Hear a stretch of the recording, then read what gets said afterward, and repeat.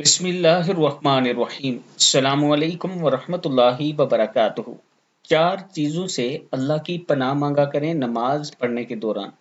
رسول اللہ صلی اللہ علیہ وآلہ وسلم نے فرمایا، جب تم میں سے کوئی تشہد پڑھ لے تو چار چیزوں سے اللہ کی پناہ طلب کیا کرے، یعنی نماز میں جب آپ اتحیات پڑھ لیں، اس کے بعد درود شریف پڑھ لیں، اس کے بعد آپ جو ربی جعلنی یہ والی دعا پڑھ لیں، اس کے بعد یہ دعا پڑھ لیا کریں، بسم اللہ الرحمن الرحیم، اللہم انی اعوذ بک من عذاب جہنم ومن عذاب القبر ومن فتنة المحیا والممات ومن شر فتنة المسیح الدجال۔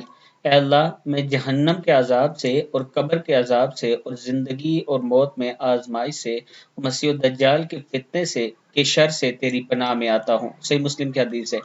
دعا پھر سن لیں، اللہم انی اعوذ بک من عذاب جہنم ومن عذاب القبر ومن فتنة المحیا والممات ومن شر فتنة المسیح الدجال۔ صدق اللہ العظیم۔